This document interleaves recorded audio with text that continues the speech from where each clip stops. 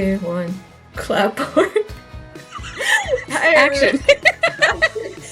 Like, I cannot imagine being okay with, like, just destroying your male lead that you worked so hard on in the first book. I cannot imagine a writer being okay with that. I think it rather suggests a lack of love for your own story and your own character. There you go. Hashtag justice for Tamlin. Seriously. Hi everyone, welcome back to the channel. Welcome to our very first episode of Romancing the Sunday. Author Lauren Kutney, one of my closest friends, is joining us as a series regular on the channel. So let's all welcome Lauren.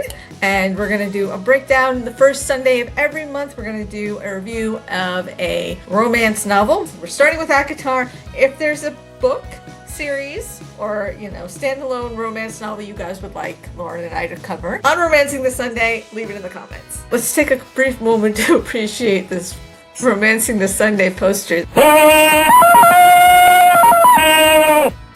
I still love it. Everyone laughed. Everyone I showed, my husband cracked up laughing. And that's what you can get when you listen and watch our podcast. We don't take ourselves too seriously. We like to have a ton of fun and laugh, and that's the epitome of what you get with Isis and myself. And everyone was tickled when I showed them the poster. We were just going back and forth and laughing about it. It's a treat. I still laugh even to this day after seeing it so many times. It's just one of those that puts a smile on your face.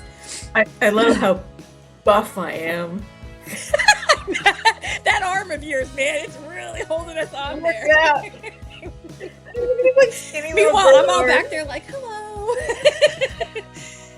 just along for the ride, all nice and glammed up. So, A Court of Thorns and Roses, ACOTAR by Sarah J. Maas is a story about a young girl named Feyre, who comes from a poor family. She lives with her father and her two sisters in a very, very small home in a wooded area. And one day she kills a wolf that turns out to be a fairy and then gets arrested and taken away by the fairy world for murdering. She didn't know it was a fairy. She just thought it was a very, very naturally sized large wolf, and then gets taken in by Tamlin, the hot fairy lord of the Spring Court. Oh, won't you rub your fingers down my spine? Girl, you look mighty fine. Recently just announced that there's going to be books 6 and 7 coming. I think book 6 in October, and she's doing book 7 in February of next year. Spoiler alert, I didn't get past book 1. But let's give Sarah J. Maas her props. She's definitely had a successful writing career. I read book 1, 2, and 3. Lauren read only book 1, and we'll get into why she didn't read book 2, and I think all of her reasons are valid. We both liked book 1. I would say that I found book 1 enjoyable. I liked the slow burn romance between Feyre and Tamlin. Okay. She does write good sexual tension. I'll give her that much. The sexual, will they, won't they, when will they, how will they, where will they? I liked how Tamlin supported Feyre and her creative endeavors and gave her an art studio to paint in and let her paint anywhere in the Spring Court. I liked the generally wanted to make her happy and feel at home, right? So which almost has a Beauty and the Beast retelling to it, doesn't it? A little bit, as we're talking about that right now. It kind of feels like it's got a little bit of the Beauty and the Beast retelling here. Yes. And so instead of books, she's passionate about visual art and painting. But I definitely see that. I think it has been inspired by that. So no, I agree with you. One of the big things I did like is the slow burn aspect of it. As a reader and even as a writer, slow burn is one of my favorite top 5 tropes, I guess you can call it. So I really did like that. I love the, like you said, the push-pull of will they or won't they get together. And I do think she wrote that extremely well. I think she does a great job with her descriptions of world building and immersing you in creating that port where you're in it. So I did think she did a fantastic job of helping you escape reality and bringing you into their world. So one other thing I could say I didn't like about at least the first book, and I'm not saying I'm someone that needs to have an action scene right off the bat when you get into a book. One of the things that was hard for me and almost had me putting the book down immediately was the first couple, I think we spent the first almost 45 minutes of the book going on and on about the woods. Get on with it. Yes, get on with it. And I'm all for world building. Don't get me wrong. World building is important, especially if you do romantasy fantasy. But it was okay, I can't stand any more hearing about the woods. Can I get to the characters at least? Then you can bring me back to the woods. And to make a long story short, too late. But it was so slow in the beginning that my mind was starting to wander. Get on with it! And I'm like, I don't know if I can finish this book if we don't get to some sort of action and soon. Get on with it! Getting there, I'm getting there. The first chapter was 8 pages of her alone in the forest. And then the second chapter is her with her family. And then the third chapter was her going into the village to sell the wolf pelt. Get on with it! Tamlin doesn't show up into page 35. So I agree. I think there could have been some hint of magic or mysticism blended into those first 3 chapters. You know, something to let us know, hey, this is romantasy with fantasy elements. So yeah, I think there should have been some hint that something mystical was coming for her. It didn't bother me as much as you. I've read books that were slower, but I see your point. There was this plot twist about 3/4 of the way through the book that was so ridiculous. The author switched it to Feyre has to fall in love with Tamlin or the entire world will end, with this whole prophecy of like the world will end if he can't get a human girl to fall in love with him. And the way it was written, I don't know if that was like part of the original plot outline or that they just like threw that in there to make it more interesting. This kind of just seemed ridiculous. So they have sex. They finally have sex. Will they, won't they? They did. That would be the moment actually say I love you, and she would say it back because they obviously do. And so he needs a human to fall in love with him to prevent like this, the world ending. They have sex and it's obvious they're in love, and then he sends her away. And I was just like, why? That doesn't make any sense. Then it turned into the Hunger Games after Feyre gets captured by Amaranthia, and then she's taken to Amaranthia's court and forced to compete in all these trials to try to like get Tamlin back. I think it would have worked better if Amaranthia had been introduced at the beginning. I think so. Even if it was just like in passing, like there's some evil fairy queen that we believe is doing this, but we don't have all the information. And then hint at the blight is coming from her. It was just like she was not discussed at all through the entire thing. And then suddenly she was just thrown in there. And I was like, if you're going to introduce a villain 3/4 of the way through the book, they should be having an effect on something in the story at the beginning. So I think that's why. I agree. She could have been there in the beginning when he's taking her in for breaking the law. That's a perfect opportunity right there that you could have brought her in. She could have just been one of those, I'm against this, and loudly vocalizing her displeasure on it. So then, as you say, it at like 3/4 of the way through when she comes back, you're like, okay, I can understand now, because she was, one of the ones that wanted her to be, punished or injured or whatever, So yeah, I agree 100%. And then this is the part in the book where she's in Amaranthia's court, and Rhysand is a completely abusive asshole in book 1. He invades Feyre's mind and sees her most private thoughts. Feyre has a broken bone sticking out of her arm, and he grabs it and twists it. He's an asshole. He drugs her and makes her dance naked in front of Amaranthia's entire court. He's an asshole, sir. I know that. What's his name? That is his name, sir. Asshole. Major asshole. I didn't want anybody in this world to fall in love with this guy unless he had a redemption arc. He needed to atone for this, to apologize for it, to say this was wrong, I shouldn't have done that. It never happens. Or because you're in a romantasy fantasy, maybe he was under some spell, or his, he was being driven to do these things, and that's not who he is. To your point, a redemption arc. And none of that happens. We're just supposed to expect that, oh, well, he's hot, you're going to love this guy. Get over what happened in the first book. And it's like, what? He was the guy that you love to hate. And that's why it was so shocking when it became what it became with book 2. Because I'm just like, she made him such a great evil character that you wanted to see whatever was going to happen to him from that side. And then when you completely do the 180, you're like, wait, what? I was on board with you. Couldn't stand this guy. What's happening now, I know. And I think because he was described as so hot, they just had to turn him into a romantic lead. The way his wings are described, and his rippling muscles and his purple eyes. Just because somebody's hot does not mean you need to date them. I don't know. I would have liked to have seen a redemption arc happen before anybody got with him, and there just wasn't one. It's why I can't get into dark romance most of the time. I know a lot of people, love that genre. This kind of to me fits into that, right? Where it's like you look at the bad boy appeal, or like you said, that rippling abs, the wings, all of that, and so we gloss over the horrible things that he does because he's so hot. And that's what happens in a lot of the dark romance world, is that, and they call it, I guess, morally gray, which I think people can be morally gray, like you said, have a good redemption arc, something drives that. But then there's just real jerks. And I mean, just downright evil jerks. And I'm just like, I don't care if they are the hottest thing out there. To me, that's just, it's not okay. And these things, drugging her, twisting broken bones, you name it, like I don't see how you come back from that. It would have to be such a redemption arc.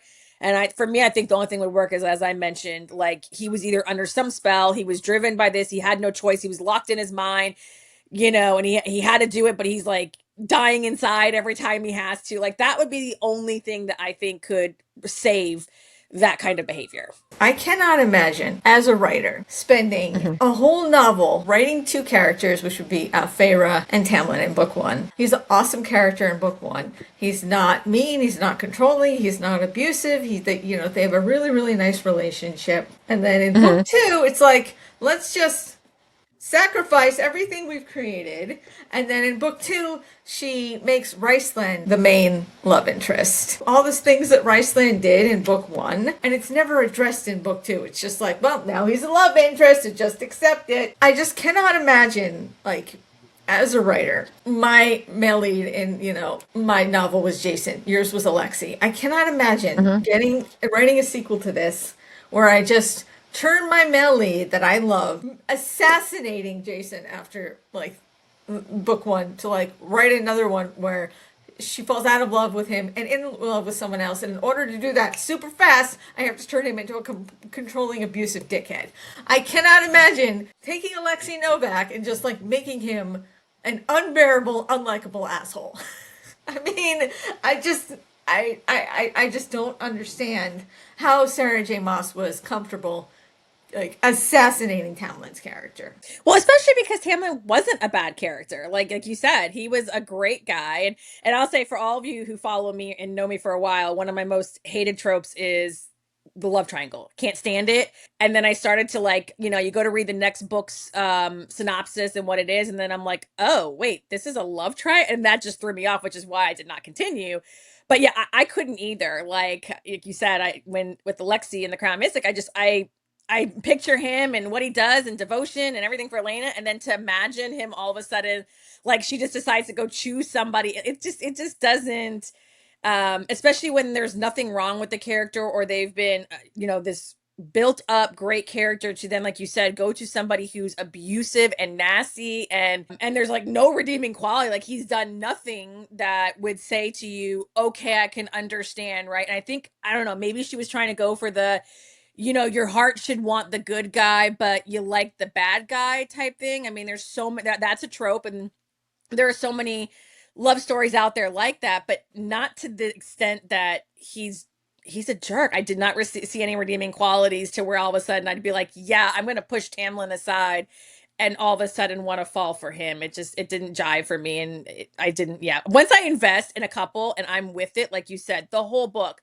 I love them. You're telling me they're the end game. I'm with you. I'm on that journey. And then when you rip that away from me, that's just like, no, I've already believed these two were the end game. They're the soulmates. And I can't now believe that this guy is going to be the guy that she's supposed to end up with. That's really hard for me to compensate or compute with. And there were so many people online, like, if you see, like, fan art of Feyre and Tamlin and Rhysand, and then people write, like, oh my god, this is like the hottest love triangle. Not really. Book two starts and Tamlin is just immediately a jerk. Within the first few chapters, he becomes so controlling and abusive that she just, like, leaves him. If you're going to do a love triangle, I think a good love triangle would have, like, pining over two separate people and being in love with two separate people for two different reasons. Like, I'm not a huge fan of them myself, but if you're going to do it, do that. Or have like... right, like you haven't book. made your choice yet. We're along the journey with you while you're trying to figure it out, not like,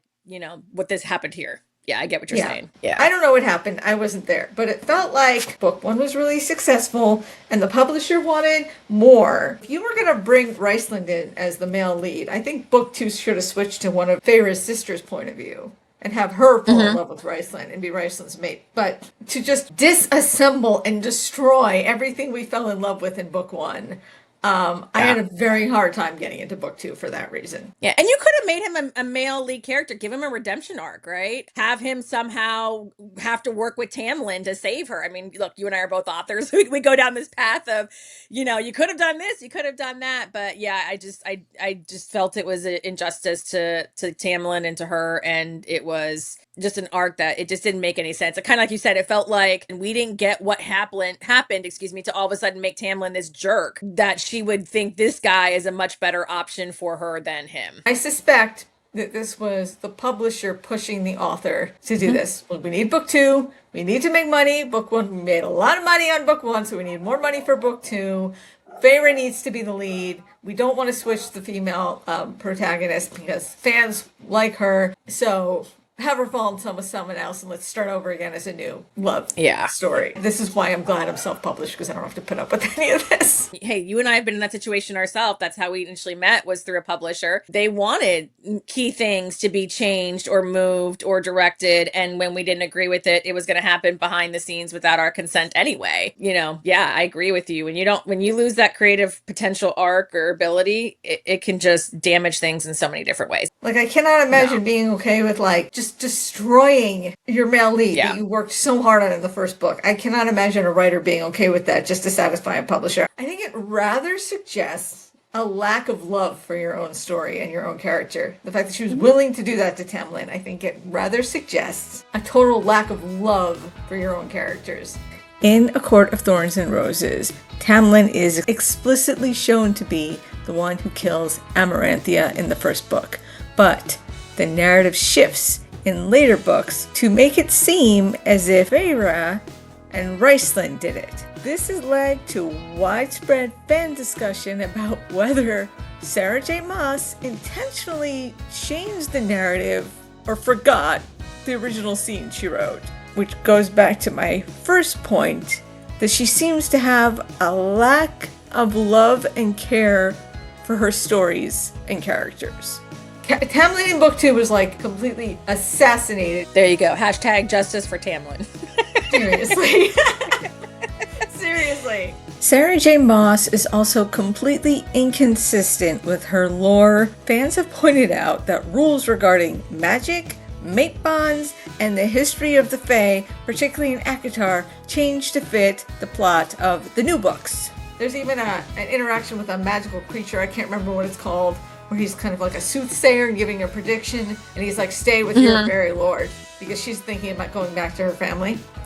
Okay, so then book 2 comes along, let's throw everything we wrote away. Book 2, forget everything we already established. She introduces the concept of a mated pair. Book 3 comes out, and her sister, Elaine, is announced to be the mate of Lucien. In book 2, we've established mated pairs need to be together. They're fated together. If they can't be together, it's like mental torture. They will always find a way to come together. You found me. But you never have to worry. I will always find you.